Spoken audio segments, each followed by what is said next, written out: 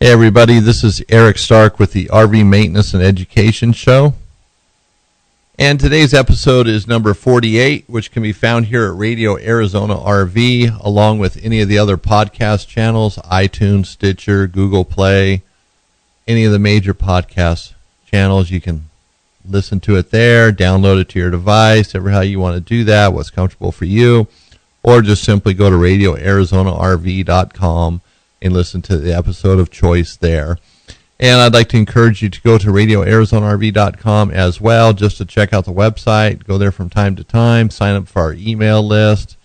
And I've said it a million times, I'll say it again, I won't send out spam. You're not going to get a bunch of junk from me. It's going to be beneficial. So sign up for the list and share it with your friends, fellow RVers. Let them know about the website. Hopefully you're benefiting from this. I get a lot of positive feedback, so I'll continue to do it because of that. And, you know, this show is based on real life experience. Everything comes out of my store for the most part. You know, it's what my customers are going through, and I'm sure it's what you're going through as an RVer, so there's probably not a whole lot of difference there. So there's some ringing in the background. We're just going to ignore that. I forgot to mute the phone. It's a Saturday. I'm deep inside the studio, inside of our warehouse, and I forgot to mute the phone, but we're just going to ignore it. And speaking of Saturday, it's a beautiful day out. It's the first real sunny day we've had with some warm weather for a while here in Victor, Montana, in the Bitterroot Valley.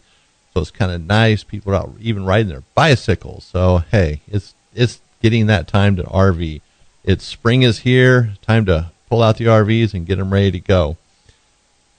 So, you know, before I get into our episode, I don't even know if I said what it was, but it's going to be about stabilizing pads, leveling pads, blocks for trailers and fifth wheels. I'm not going to get into motorhomes, although some of the principles apply here.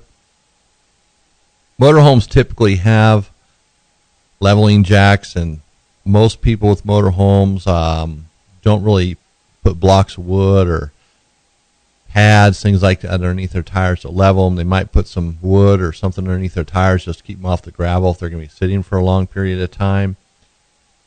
So we're just going to focus on trailers and fifth wheels. And that makes it a little bit simpler, less stuff to discuss here. Trailers and fifth wheels are sometimes a lot easier to navigate through some of the problems or obstacles or the little things that we need to do to make it more comfortable for RVing and simpler. We definitely want to keep it simple. We don't want to have this some big gigantic problem as we're out RVing. So one thing before we get into this, you know, I've had several phone calls in the last few weeks for insurance quotes. And I bring this up because there's a couple customers that got quotes that were wrong. They price shopped the awning job, and that's what they were awning jobs. And what I mean they price shopped it is they called around and they found the person that would do it for the lowest possible price. And, you know, that's great. You're saving the insurance company money. But here's the rub. When it's an insurance quote, you want to make sure that you can get that awning repaired just about anywhere. So you want to get a higher price. I hate to say it, because I know everybody loves the insurance companies, but you do want to get... I say that sarcastically, but you do want to get the highest price. Is case in point, this customer, he shopped it, he got the lowest possible price he could find, and he's actually in the state of Arizona, very competitive there, so you can always find a low price. So he calls me up and asks me what we can do this awning job for, and I told him, and it was 2 times the amount that he got the quote for. And now, some of that is because he changed it, wanted to upgrade a little bit, but nonetheless, he was, let's say, 1.5 times above his quote because he shopped it, and he found the low price leader. And, you know, the problem is, and now I'm based my quote on insurance because insurance is paying. And I'm going to be really honest with you. I don't discount insurance companies. They pay full price. They don't care. That's just part of what they do. They don't give you a discount. They claim they do, and they're giving you a quote, but you're paying full price. They're making sure that what you pay every year will cover any expenses you incur through an accident or whatever it might be. So now he's in the dilemma of trying to work with his insurance company because he's leaving the area. They couldn't do the awning in the time frame that they said they could, or he thought they could. So he had to leave. So he never got the awning done, and he already got a check from the insurance company for a lower amount.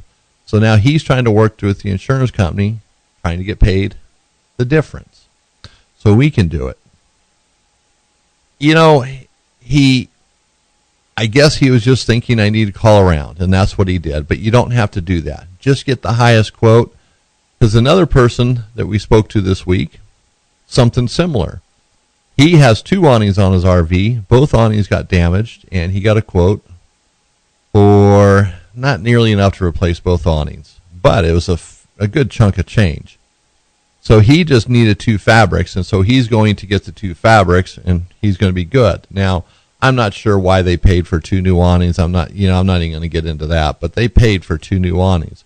But if he really needed 2 new awnings, he was about probably $1,500 short or $2,000 short to cover 2 new awnings. So my point is, make sure when you do insurance work that you are getting the highest quote. So if something happens, you have to go elsewhere. You're not going to have to go back to your insurance company and squabble over more dollars. You might get overpaid because you take it to someplace cheaper, but whatever. Stay ahead of it. Because after they pay, sometimes they really don't want to add to it. They don't want to give you any more. And now here's another useful tidbit of information. There's a company called Icon Direct, and I've talked about Icon in the past. They're kind of a cool company. Never been to their factory, but the products they make are nice, and they do skylights, and they do fender skirts, and they do a few other things. AC covers, the hard plastic covers that go over your air conditioner. But I had a customer call me the other day for fender skirts, and I was really impressed because he had a Forest River, and they weren't in our catalog, so I went to their website, and man, they had a listing of Forest River that just didn't seem like it was going to quit. So my point is, Icon Direct, if you need to replace the fender skirts on your fifth wheel or travel trailer, even if they're marginal, look into it, because it's better to get them now and sit on them than down the road and they get destroyed and you can't find them, because fender skirts have always been a problem. Always been a problem. So Icon Direct is trying to help eliminate the problem there. So check them out. It's icondirect.com. You can't miss their website. I'll have fender skirts on it, skylights, all that good stuff. All the hard and expensive things to replace on the outside of your RV. Or hard to find, I should say. So now let's get into leveling pads, leveling blocks, stabilizing pads. A lot of people just go the old-fashioned way and just use wood. They get some 2x6s or some 4x4s, and they just make that work, and that's the fare for the day. Now, I'm not totally opposed to that. I'm not in 100% agreement with it at the same time. I think wood is kind of clunky, it's cumbersome, it's heavy. If you drop a 2x6 that's 14 inches long and the corner of it lands on your foot, it's going to hurt. A leveling pad that weighs maybe 2 pounds or a pound, you drop it, not going to hurt so bad.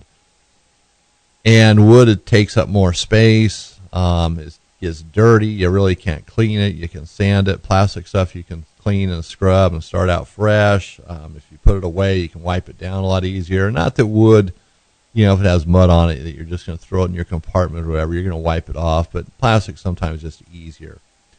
So I'm pro plastic, and now believe me, I can build a house, I can build cabinets, I have wood laying around, but I'm not going to use 2x4s, 2x6s, 2x8s for my RV, for leveling it, for stabilizer pads, for jack pads, for tire pads, none of the above.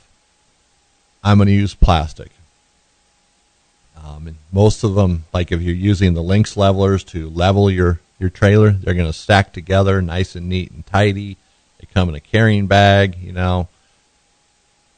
I just have to say, go with the plastic. And now, With that being said, plastic sometimes seems like it's pretty expensive. You might spend $45 for a pack of 10 leveling blocks, $40, maybe a little higher. But wood isn't cheap either. And once you cut up wood, it kind of has no more value. You make some small pieces out of it, and it could start out as something to level your trailer. Next thing you know, it's firewood, or you're splitting it and using it for something else to chalk the tires. And you're kind of throwing your money away, because originally it started out as maybe something just to level the trailer tires. So you spend the extra money on plastic. It's done. You purchased it. It has a specific point. And now there's different ways to go here. I'm kind of flipping through a catalog here, some pages I have of different things. But let's start off with, blocks for your tires and even for your stabilizers or scissor jacks. When you park or back into a spot, you back your fifth wheel in, or your trailer, or if it's a pull through, you pull in. And a lot of RV parks are level, but there's a few that aren't. Or if you're out in the forest or the desert, you might not be able to park in a spot that's absolutely level. Might even be off by 3 or 4 inches. And that's where leveling up your tires comes into play. You might only have to do it on one side of the trailer, but if it needs to be done, it needs to be done. And that's where these plastic things like Lynx levels come in. They're stackable. You can drive up on them. You can make a little pyramid so it's easier to drive up. If you have wood, you have to stack the wood just so. It has to be cut the right length so it makes like a pyramid so you can drive up on it easier, so you're not pushing the wood or having to really hit it hard, damaging your tires, because trailer tires are fragile. When they get hit hard enough, it ruins the tire. You might not be able to see it, but the inside of the tire can actually be damaged, later on causing you a blowout. And I've talked about tires, trailer tires. They're not like the tire on your pickup truck. They're not like the tire on your car. They're a little more fragile, as I just said. But you have to level the trailer or the fifth wheel. And so driving up on something like Lynx levelers is pretty easy to do. You just stack them up. You estimate what you're going to need to do. And generally, a package of 10, you might need a second package of 5.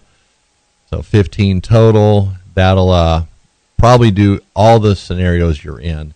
And then if you don't need to level it, you can just put them out and drive up on them so your tires aren't sitting on the gravel, or maybe it's a little slick out, muddy or whatever. They're not sitting in the mud. You can be sitting for long term. I prefer not to let my tires sit on gravel for long periods of time. I always put something underneath them. Myself, I personally use the RV jack, or a Super RV jack pad there, now made by AP Products. Excellent product. Probably a little overkill for what I'm using it for, but it's an excellent product. It's 3/4 of an inch thick. It's wider than the tire, which is another concern. You don't want wood that's narrower than the tire, because that'll damage the tire. You want the wood or the platform, whatever you're parking on, to be wider than the tire. So you have to level the trailer. And, my previous episode, number 47, I talked about, stabilizers, scissor jacks, that they can do some of the heavy lifting for leveling, for the fine-tuning of it, I should say. The heavy lifting comes in leveling the tires, getting those up off the ground, whether it's 1 inch, 2 inches, 3 inches, to get the trailer closer to being level. And there's, different brands, and there's a company called Hopkins. They make a lot of little RV levels and different things for RVs, and they're a good company. I think they make a good product. I have no problem putting anything they make on our shelves. But they came out with a leveling system. It's called the Heavy Duty Leveling System, and the brand name of it is Endurance, professional grade. So this is the professional grade, as they claim. Now, it's interesting. It's an interesting kit. It comes with chocks that you mount to wood, to 2x8s. Now, you have to buy the 2x8s and cut them down to size. So it's a little more custom towards your RV. The only thing I don't like about it is you're using 2x8s. You're back to wood. You have to see this to fully understand it. And they have a cool video on their website. I'm going to put a link to this episode in Radio Arizona RV, episode number 48, to Hopkins' website where you can see these. And you have to watch the videos. There's 2 videos. The second one is the one that really shows how to do it. and it clears up any questions you have. So it's kind of a cool system. Yeah, I'm not 100% sold on it, but I think in different applications it might be a better way to go. Now, the only thing, one other thing about it is I think you'd need 2 kits. Depending on if you have tandem axle, single axle, where you go, you might need 2 kits, and you might want to have that second kit just in case, all finished out, with the wood and everything. Then it also works with a wheel chock too, so after you drive up on these pieces of wood, if you put them together, and you have to see this to fully understand it. The chock will sit right over one of the blocks there, and then that chocks your tires of the trailer, or to help reduce rocking of the tires. The package of them is about $30 plus the wood. You're going to look at, I think for tandem axle, you might need 2. If you do one side, it'd be 2 pieces of wood, 2 by 8 by 8. If you're going to do all 4 tires, you might need 4 pieces of wood. But check it out. I didn't get into that as much because, they basically were focusing on one side of the trailer, and that's typically what you have to do is just raise up one side. But I'm going to put that on the website, like I said. They're pretty cool. I'm not 100% sold on it, but I do like it. I like the versatility of it. I don't like the wood. That's really my thing. I don't like the wood, but it's still pretty cool. And, a lot of these RVs too. I mean, my trailer, I don't have a lot of room for storage, so I don't like carrying stuff that takes up a lot of space. But if you have some extra room, this is definitely the way to go then. If you have the space and the storage, don't worry about it. And those are made by Hopkins. They're heavy-duty leveling system, and the caption is endurance, professional grade. Then they have a smart level device too, which that'll be on their website. I'll link that, and that's pretty cool. Where you can eyeball how the trailer's level it is when you back in or pull in. You just look in your rearview mirror. It's on the side of the trailer, and it'll show right to left, front to back. And it's a pretty slick little deal. It's LED, so it's battery powered. You don't have to run wires to it. It's just takes a couple batteries. Not a big deal. So that's a couple different systems. Volterra, they make what's called stacker jacks or stacker chocks. Stacker jacks or something else. These are stacker chocks. And it's the same thing as links levelers. They interlock with each other. They're, rectangular shaped pads, and you can make them in a pyramid shape, stack them up, and drive on them. And we've been selling those for several years now, and they do pretty well. Haven't had any complaints about them. Links Level's been doing their thing for over 25 years and have 0 complaints about those. Not even a warranty claim or someone, mine broke, can you replace it? So their product works pretty good. But I would go with Volterra too. Volterra's a good brand. I've always looked at Volterra as one of the better products out there. Just about anything they make, I have no problem selling. And I say just about anything. They do make a couple things that are junk. But overall, they have a good product line. So that's for, getting those tires up off the ground, getting the trailer leveled. And then, there's different pads made for putting underneath if you have to use stacker jacks or if you're using stabilizers, there's different pads for doing that. And like I said, I use one made by AP Products, and it's called the RV or the Super RV Jack Pad. And they're kind of expensive. A 4-pack's about $55, but these things will take 40,000 pounds of pressure. So that's a lot. That's per pad. And they're 10 by 14 by 3/4 inches thick. So it's a decent size. It's going to fit underneath the tire. It's not going to be hanging out too far. It's going to be just right for a big tire on a 5th-wheel trailer or a travel trailer, a larger one. If it's a smaller trailer, no problem. So they're really heavy duty, and I actually use them for my tires. I use them for my stabilizers. Obviously I got more than a 4-pack, and I've had mine for probably 12 years. And, they've gotten a little warped, depending on how long they sit in the same position, especially underneath the tires. But it's not like you can't use them. They're perfect. And then if you're using a stabilizer, scissor type or single leg stabilizer jack, rather than going in the gravel or the dirt, you put one of these underneath the foot, and now you don't have to worry about the jack sinking into the ground. Not then, not later on. The pad might shift a little bit, so if you're going to be camping for long term, you might have to go adjust those stabilizers a tad bit after, maybe a week or a few days, depending on what kind of soil you're on. Then you're done with it, unless you're on concrete, then you don't really need to put anything down. But these things work great, and they're super heavy duty. I mean, I think they're almost indestructible. And I pretty much don't take care of them. Just treat them like what they are. I treat them like a cheap piece of wood. And no issues. And they clean up nice, too, because I don't like putting stuff away dirty. I like everything nice and clean and in its place. They're the same size. They stack up, so if you want to put them in a bin, they don't come with a storage case or bag, but that's all right. They're just fine. And then Volterra makes something similar to it, but their weight rating isn't as high. I called them about it, and I forget the exact number. I wrote it down in one of my catalogs. I'm not looking at the catalog that has that right on it now, but it seems to me it's about 6,000 pounds. It was quite a bit less, but, for a travel trailer or fifth wheel, that's plenty. It's not going to be a problem. But it's just not going to be as durable. It's not going to be as indestructible, but it's still a pretty good item. Price-wise,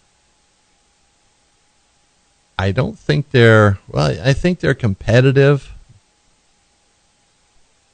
price-wise, but if you start looking at the weight rating, then they're not so competitive. But if you just want something that's a decent price, and these things work good, and they're a little bit bigger. They're 13.5 by 11.5. So it's a tad bit bigger on one dimension. So a little more universal maybe. But I liked them. And they also have a 6x6, a smaller version, which would be better for just throwing underneath a stabilizer leg, or a scissor jack, single leg stabilizer. I know it's probably making it sound a little more confusing, but when you get into a store or you go to the Radio Arizona RV, you can look these up. You can go to the manufacturer's website, AP Products, Volterra, Camco. Those are kind of the three players in them. So the plastic is better than wood in my case, just because it's usually lighter weight, cleans up easier. It usually has handles in it, easier to grab, maneuver. If your spouse is helping you, if it's a female, she's certainly going to appreciate it because it's going to be easier for her to move around, especially when you're bending over and underneath an RV or a trailer. Makes life easier. And then, of course, the RV or AP Products makes the Super RV jack pad. They also make a Super Dolly trailer pad. I don't know why they call it Super Dolly. And they call it a trailer pad, but this thing will hold 100,000 pounds per pad. It's really designed for motorhomes or motorhome hydraulic jacks or electric leveling jacks. These are going to be way overpriced. A 2-pack is, I think it's a 2-pack, it's $100. So definitely for the motorhome, but if you have a motorhome and you want to put something underneath your jack pads, these are the ones to get. Buy them once, you're done with it. And they actually have a strap on them so you can pull them out a little bit easier. Maybe use an awning wand and stick it underneath there and pull them puppies out after you raise the jack up. But you're going to get a lifetime of use out of those. In fact, anything that AP Products has in the Super RV or Super Dolly line is a lifetime. And there's, different, Camco makes some, and then there's different supports for tongue jacks for a regular pull-behind trailer. I just use a 4x4. It's easier. Actually, a 4x4 and a couple 2x4s, the way I stack them. Hate to say it, I do carry some wood, and I just throw those in the back of the truck. And I like it because you're a little higher off the ground, so the jack doesn't have to go as far down. And there's some benefits to that, like, hey, you forget to jack up the jack after you hook up the trailer, bring it all the way up. At least it's 4 inches off the ground. You're going to get a little farther with that, but I just prefer the wood. It's easier. I throw them on the ground right there. And then there's the wheel chocks. They're a must. Whether you're really trying to get your RV stabilized or, stabilized and not rocking it all, but the wheel chocks keep that trailer in place. When it's moving back and forth, it's putting some pressure on the tongue jack or the landing gear, depending on what kind of trailer you have. And tongue jacks probably get more of it because it's just a single jack there. And you don't want the trailer rocking back and forth because it's not only going to put a little wear and tear on the tongue jack, kind of twisting it. Even the plate that it's mounted to is going to be flexing some. And you definitely don't want that to break off. And not that that's an everyday occurrence, but you want to avoid that. And that also, when the tongue jack is moving, it's going to make it's going to be easier for the trailer to move a little bit more. So if you lock those wheels into place, whether it's the ones made by BAL that goes between the two tires, or you just use wheel chocks, the plastic wheel chocks. And I'd recommend wheel chocks. I wouldn't use 4x4s or anything like that for chalking the wheels, because you're going to have a corner of it, no matter how you slice it, kind of shoved into the tire. And it's going to leave kind of an indentation there, and it's not good for trailer tires. Where a wheel chock's got a nice curve to it. There's Camco and Valterra make bigger ones, so it's as wide as a tire. And there's some other brands too. In fact, Hopkins makes one. And they go into the tire and they hold it into place, and they work really well. You know, they don't have a tendency of sliding forward or backwards, you know, if it's the front of the rear of the tire. They do what they're supposed to do.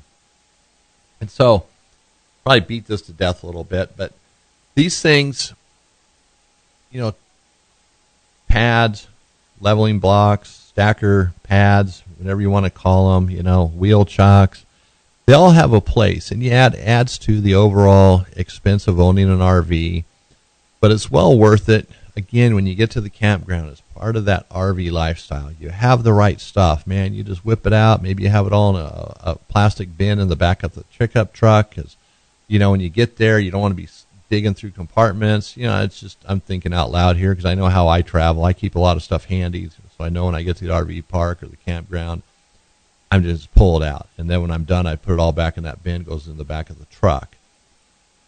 But it's just simplifying the process. And then if you have a family with you, they can help, and it becomes easier for them. You know, if you have kids, they're not worried picking up pieces of wood, possibly getting splinters. Yeah, a splinter won't kill you, but it's it's just one more thing, one more headache. So just look at the simplicity of it in buying some of these things. And yeah, it does cost money, more money, as I said, but it's part of the lifestyle that makes RVing more enjoyable.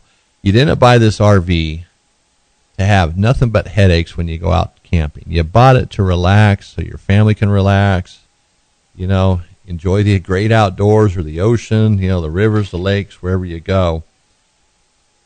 And these things are available at, I hope, every RV store in America. They should be.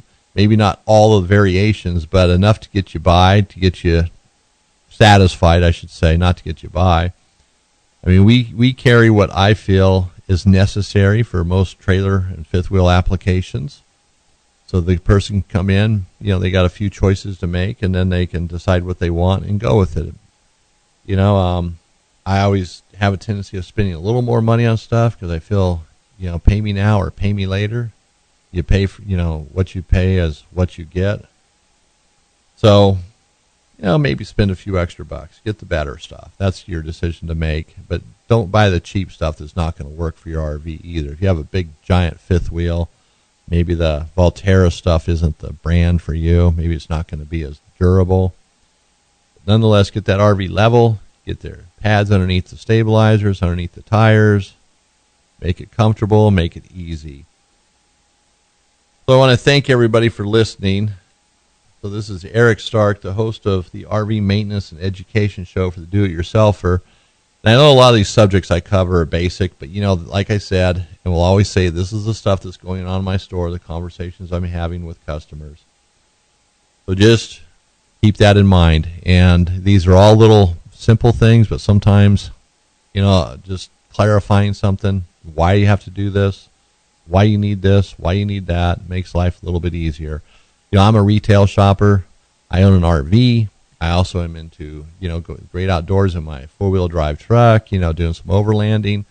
And I look at different things. I have to buy stuff, and I like to understand it. And I really appreciate stores that I go to or companies I call to order stuff where they explain it and make something simple, a little, even though it's simple and should be obvious, sometimes just a little more obvious and better understood. So it makes my day a little bit better. So again, thank you, and check out RadioArizonaRV.com to listen to this episode and any others we have. And also you can listen to iTunes, Stitcher, Google Play, get our podcasts on all the major channels.